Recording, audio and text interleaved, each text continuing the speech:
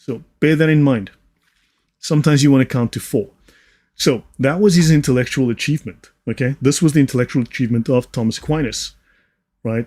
For the most part, his answers theologically today are considered perennial truths because he applied this process, thinking through theological problems, and therefore his ideas have become perennial. The same with Aristotle, the same with great thinkers of our time, right?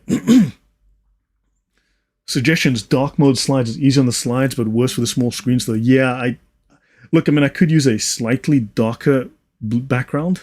Actually, hold on. If you want, I can do that right now, but actually, no, maybe not. But yeah, I just found white is easy. I do reduce the brightness a bit. It is slightly gray actually, but you probably don't notice it. Okay, right. So let me think. So that is end of part 1.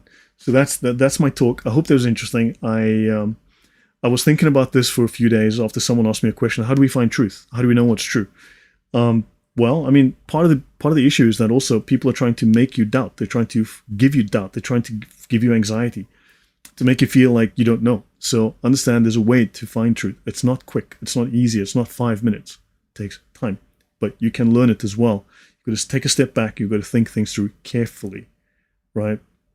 Speaking out of a bias, I have fast headaches, but you can't. Thank you very much. Okay, so tell you what, part 2, and this is not ready yet, but I will show you what part 2 is about. We've got to speak about non-contradictory logic.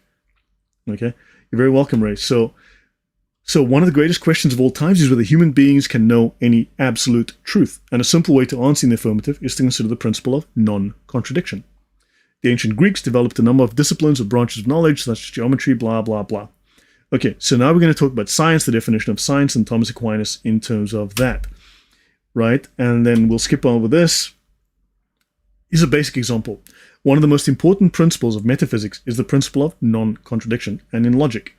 In one of its standard forms, the principle goes like this. It is impossible for something to be and not to be at the same time. It is impossible for a man to be both 6 feet tall and not 6 feet tall at the same time. Right, that's an example. Aristotle says the principle of non-contradiction is a first principle. Can't be proven, but it doesn't have to be proven. It is self-evident to reason. So in other words, you can't use the logic to prove this. It's a common principle and axiom underlying all disciplines. So this is built into the fabric of the universe, if you will. So you can think of it as a matter of faith, in a sense. Okay? Let me just continue. So here, the principle of non-contradiction. You have the law of identity. A thing is identical to itself. It can be expressed as A is A. Or if A is true, then A is true. Right? So a man is a man. A man is not a woman. A woman is a woman. A man cannot be a woman, right? You cannot be 40 years old and also 6 years old. That violates the law of non-contradiction. And in fact, identity politics is so popular today because it's a violation of the law of identity. They're rubbing it in your face. Okay. So let me see. Thanks for the lesson. Yeah. So, right. Where else? Okay. So yeah. So there are 3 basic pillars of logic: deduction, induction, abduction. I'll be talking about that in the future. Non-contradictory logic, the principles of paraconsistent logic, principles of coherence, rational inference, multiple valuations, relevance, explosion, non-contradiction, and blah, blah, blah. These are things I'll be talking about. And at some point, I have to get to the trivium: grammar, logic, and rhetoric. And I don't necessarily mean just grammar in terms of your language, okay? Or grammar as in grandma's making me cookies and milk later. Right? Grammar is not just how language is rational and makes distinctions and provides clarity to explain concepts, but it's also about the structure of argument, right? So we would have to talk about grammar, logic, and rhetoric. And I can tell you now, atheist argumentation, Muslim argumentation is all based on rhetoric. It's based on persuasion. It is not based on logic, right? So the word of God and woke is about destroying language. Correct. Understand that the woke theology believes that the world is constructed through language, right? This is why they have to change the language. That's why they make up new words. They believe the world is constructed through language. No, the world is described through language. Understanding is constructed through language. Communication happens via language. So they make up words because they believe if we make up the words, we can reconstruct the world. We can remake the world. It's a magical spell. It's word magic. It's an Islamic principle called Samir. Actually, hold on. It's actually, that is Islamic. That's 100% Islam. Okay? And that comes from the Hermetic tradition, but it's called Samir. They call it letter magic, but think of it as word magic. It's magic. So yeah, letter magic, word magic.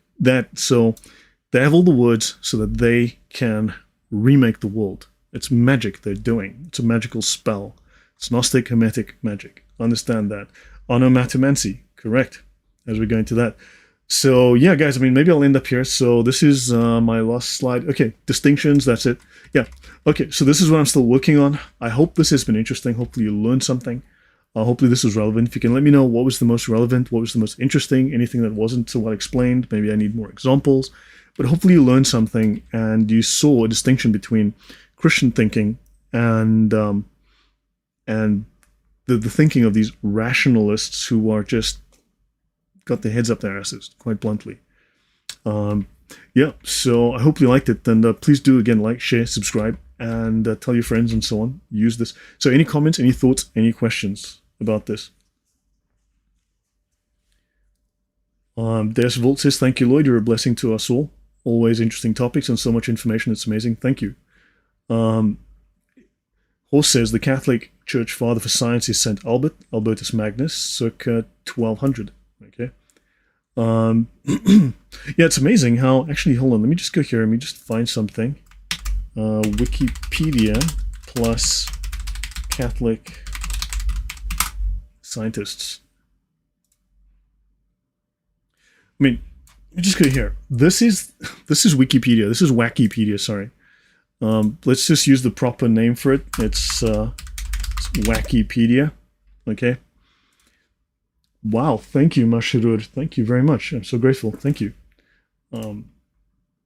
Okay, so just by the way, when people tell you, look, well, you know, Christianity makes you, like, it damages your brain, you know, and it destroys rationality because, I mean, atheists, and I've heard idiot atheists say this to me, like, well, you know, you Christians have given up rationality for faith, you know, because you have to choose either rationality or faith, and you guys should... Bullshit. Right? Look at this. This is a list of lay Catholic scientists. Okay, this is on Wikipedia, and I'm sure it's not a 100% list. Okay? Yeah, the father of the Big Bang is a Catholic priest. Look at this list. These are all lay Catholics. These are Catholics that have contributed to science.